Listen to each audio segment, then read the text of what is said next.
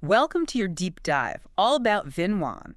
We've got a ton of material to explore here. We do. Articles, tasting notes, even Yeah. a bit of history on this one. Yeah, it's going to be fun. So get ready to unlock some serious wine knowledge, because by the end of this, you'll be fluent in Vinhão. I love it. We're lucky to have an expert speaker with us, as always, Happy to be here. to guide us through this. So expert speaker, I got to be honest, Vinhão, even the name. I'm a little shaky on this one. Sure. So let's start with the basics. Yeah. What is Vinhão and what makes it so special? So Vinhão, it's a Portuguese grape varietal, Okay. primarily used to make red wine. And it's known for having a really deep, almost inky color, vibrant acidity, and what some people call like a rustic charm. Rustic charm. When I think about wine, I don't often think rustic charm. So Yeah. break that down a little bit. What does that mean in terms of taste? I think you hit the nail on the head when you said you don't often think about that with wine. Yeah. It's definitely got a boldness to it. It's not a shy, retiring wine. You're going to get robust flavors, earthy notes, and then that acidity that's very lively and bright. It's really going to awaken your palate. Okay, so this is not a wine for the faint of heart. I wouldn't say so, no. So where does this bold personality come from? I think a lot of it comes down to where it's grown, the Minho region of northwestern Portugal. Okay. And that area is really characterized by cool, wet winters and then warm, dry summers. And then in addition to that unique climate, you have these granite and schist soils. Right. So all of that is going to kind of lend itself to this really distinctive personality. You know, it is fascinating how much geography really influences a wine's flavor profile. Absolutely. And we touched on the taste, but let's dive in a little deeper here.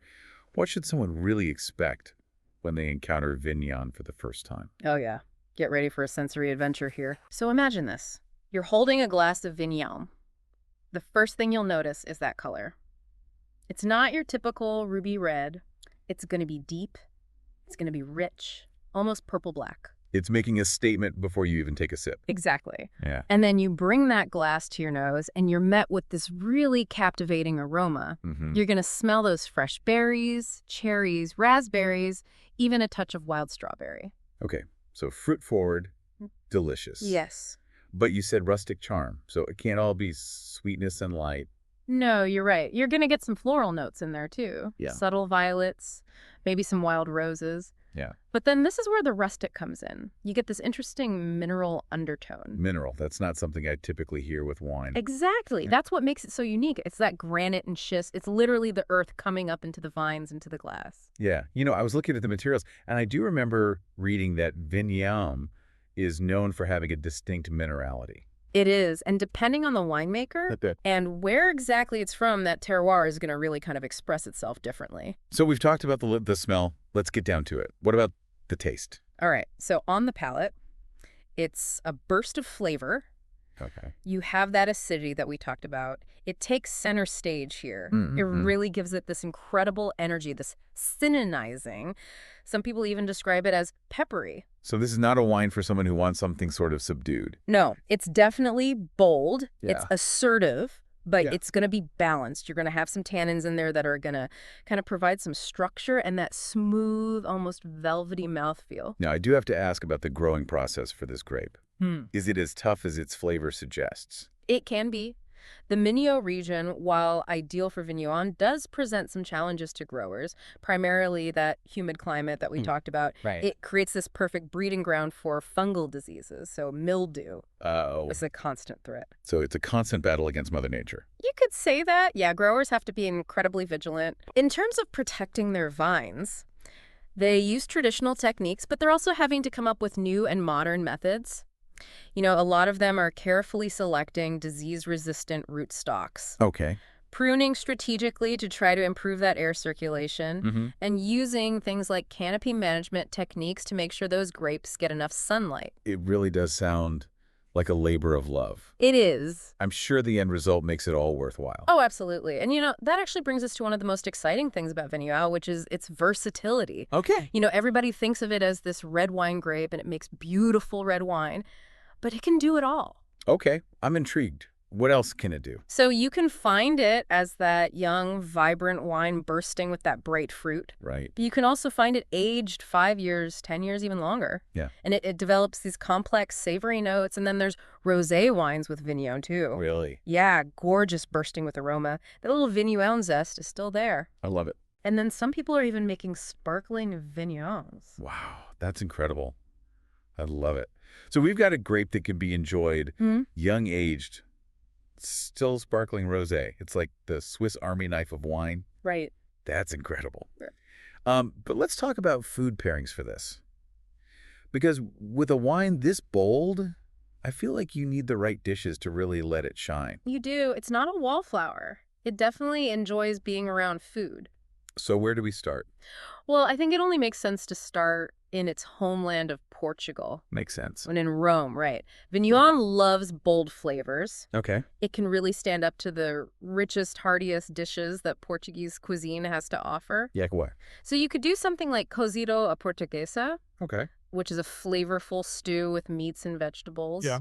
Or even tripas a modo do Porto. It's Interesting. the very traditional tripe dish. Okay, so we're speaking Vignon's language with these dishes. Exactly. What about if I want something a little bit lighter, though? Maybe some seafood. Vigneon can do it all. Okay. Remember that acidity that we talked about? No. Really cuts through the richness of the seafood beautifully. Acts as a palate cleanser Exactly. between bites, so it really can stand up to any sort of flavor profile that I throw at it. It can. So you think about like grilled sardines, which is a classic Portuguese dish, Okay. match made in heaven, or a caldeirada, which is like a Portuguese fish stew. Interesting. I love it. Okay, so we're getting adventurous already, but let's branch out beyond Portugal here. What are some global cuisines that would love a good vigneron? Oh my gosh. So many. I love it. Let's take a culinary adventure to India. Okay. So think about a spicy vindaloo. Oh, wow. Vigneron can handle that heat. Okay. Or maybe a Rogan Josh with those complex aromas and that tender lamb. You lost me a tender lamb expert speaker. My mouth is watering over here. Okay, so from Portuguese seafood to Indian curries, what else you got? How about we hop over to Vietnam? Okay, I'm listening. Think about like a really beautiful steaming bowl of pho alongside maybe a lighter-bodied vigneon, something with those lovely floral notes that we talked about. Oh, interesting. Yeah, it really complements those fresh, vibrant flavors. I never would have thought to pair vigneon with Vietnamese food. But it's amazing how wine can really transport you to another place. And it can. And just when you think you've got vigneon figured out, it surprises you. What do you mean? So remember those aromas, those vibrant red fruit aromas? Yeah. It actually makes a really surprisingly delightful companion for certain desserts. Wait a minute, dessert? You're pairing this bold, rustic wine with something sweet. Trust me on this one. Okay. Think berries, cherries, anything with that juicy red fruit flavor. A berry tart with a nice, buttery, flaky crust. Oh, my God. That acidity cuts through the sweetness, and then those fruit-forward characters really complement each other well. Wow, you really opened up a whole new world to me with these pairings, expert speaker. I'm starting to think there's nothing vigneon can't do. And you know, we were talking earlier about those sparkling vignons. Right? Can you imagine, like, raising a glass of that for a special occasion? Oh, my gosh. Those fine bubbles, that vibrant acidity, those complex flavors. Now, that's a celebration I can get behind. Sure. Before we get too caught up in celebration, you mentioned aging earlier. Yeah. What's the story there? Yeah. So, you know, we were talking about those young, vibrant vigneons that are perfect for right now. Right. But some of them have the structure and complexity to age beautifully. Okay. We're talking 5, 10 years, even longer. So tucking a bottle away is like an investment. It is. It really is. Over time, those tannins are going to soften. That fruit's going to develop into these really complex, savory notes. Wow. And it just transforms into something really, really special. It's like watching your patience pay off. It is. Year after year. Exactly. I'm sold. Right. If I want to start my own little vigneron cellar, who should I be looking for? Any producers that are really doing this grape justice? Oh, yeah. Let's start in Portugal. Okay. Since that's its birthplace. Yeah. Quinta de Lixa. Okay. They've been producing some exceptional Vinhão wines for years. And their Anselmo Mendes Vinhão is a true gem. It's going on the list. If you're looking for something extra special, look out for Afonso Quinta Okay. and their Vinhão Parcela Única. Wow. It's very limited production, but it really embodies that sense of terroir. Terroir. That's a word you hear tossed around a lot with wine. What does that actually mean again? So it's French. Okay. And it basically means all those environmental factors that are going to influence the character of the wine. The soil, the climate, the vineyard's elevation, how much sunlight it gets. Wow. That's why you can have wines from one specific plot of land that taste completely different than wines that were made just a couple miles away. It's amazing how much goes into every single bottle. I feel like I need to book a trip to Portugal and experience this firsthand. You do. It's calling your name. It really is.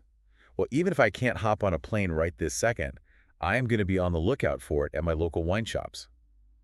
This is a grape that seems like it's having a moment. It really is. I think it's on the rise.